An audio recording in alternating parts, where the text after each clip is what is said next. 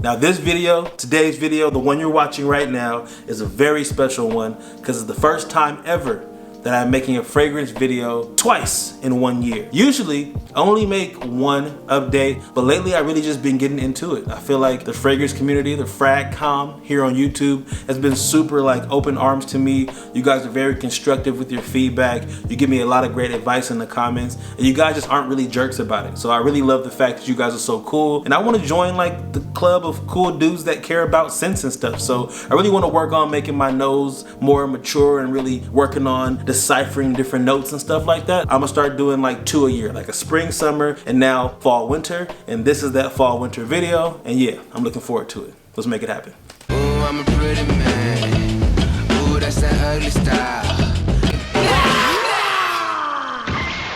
Now this video is made in partnership with Scentbox, which I tell you more about later, but first things first, let me get into the new fragrances, my new favorite ones that I just got in from All Saints. And for those that don't know All Saints, they make contemporary menswear clothing that's really edgy and kind of rock starish. They're known for their leather jackets, their Cuban collar printed shirts, and also their skinny jeans and their footwear. And more recently, they're trying to shine a light on their new unisex fragrances, in which they sent me 3 of them. And the first one, and my favorite on this list, is called Sunset Riot. This scent is an EDP, and it smells exactly how the store smells when you walk in. If you ever walked into an All Saints store, this is the faint smell that's always in the air. So it really kind of gives back those memories of when I first found the store, and I was like, oh my god, I love this, I love that, I love that.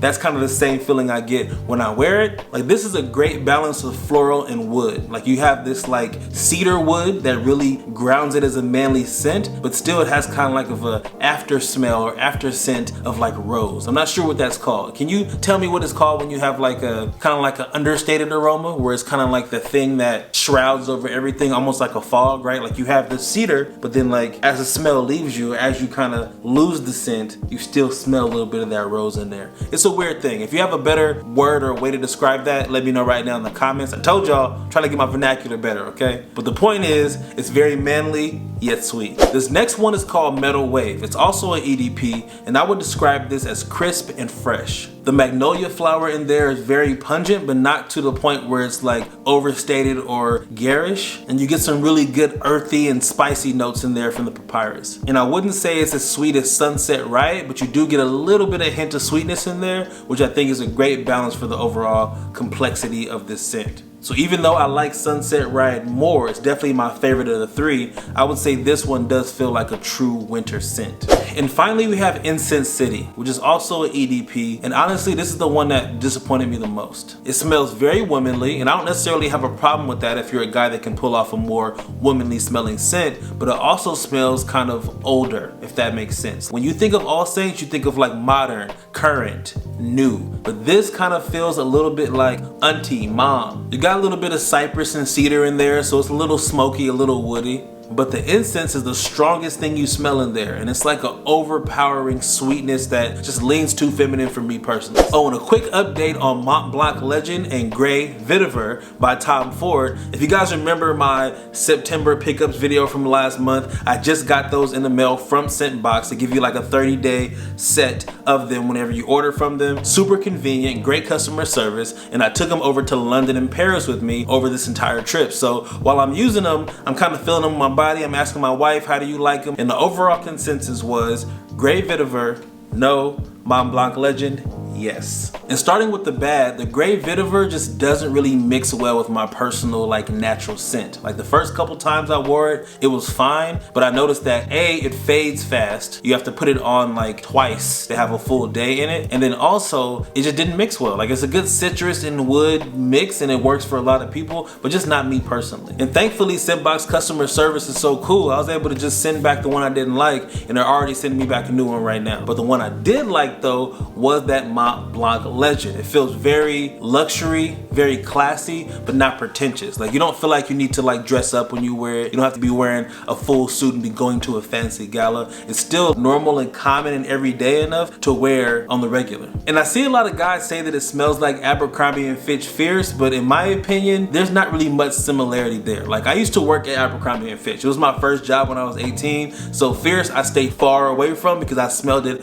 every day, all day in the store. And if anything, I would say this is a more mature version of Fierce, a much more sophisticated and complex scent. Now, moving on to my new scents that I just got in the mail a couple days ago are Tom Ford Noir Extreme, because you guys recommended that, and then also Dolce & Gabbana, the one, but actually the EDP version. If you guys remember, EDT was my favorite one, but as you probably know, that doesn't have a lot of projection to it. I had to keep applying it, but it's my favorite date night cologne because it's my wife's favorite date night scent on me. But EDP, however, is much stronger. It smells a tinge more smoky, but now the projection is a lot more medium as opposed to like super soft like it used to be. So now my wife smells me on the walk by, you feel me? So thank y'all for that recommendation. Definitely way better than the EDT version. And the Tom Ford Noir Extreme is very sweet as well, but I would describe this less of a date night cologne, but more so of like another winter cologne. Like, it has that great sweetness to it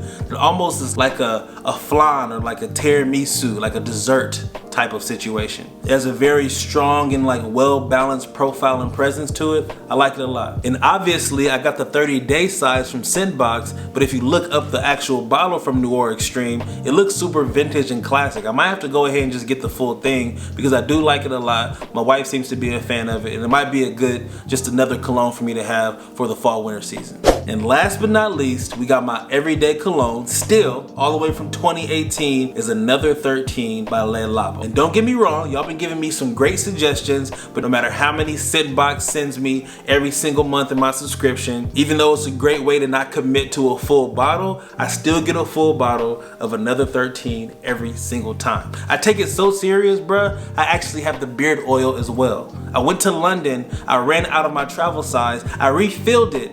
Okay, even though I had the gray vetiver with me and the Mont Blanc Legend, I still had to refill my everyday because it just fits me well. It just goes well with my personal scent, my personal smell. It's sophisticated, it's clean, and it's year-round. So if you have any other suggestions for me, I still want to stay open-minded. I do feel like I can at least match it, if not beat it. It might be Chanel Blue, I'm not sure. I still haven't tried that one yet. I know you guys have been suggesting that one for a while. But if you have anything else for me that fits the bill as a year-round fragrance, let me know right now in the comments. And before I get out of here, I'm gonna go over the boot of the day, which are these From the First harness boots. I believe it's called the Enzo. And yeah, I've had them for almost 6 months now. I've been wearing them more than all the rest of my boots, and they have been holding up great. I'm gonna give you a 360 so you can see what's going on. So I wore these in London almost every day. I wear these probably a good 3 times a week. You see I'm getting some good creasing in there, some good wear and tear. I give you a toe box look here. You can see some of that. And I actually got some grip put on the bottom too. Because London was so rainy and wet, I knew that it was gonna be the case, so I got some protective grip put on the bottom. So now my soles are gonna last longer, but also it's some good grip for the rain. Exposed zipper,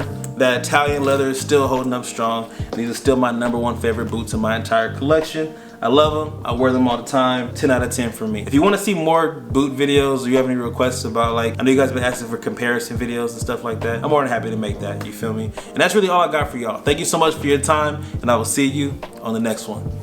Peace.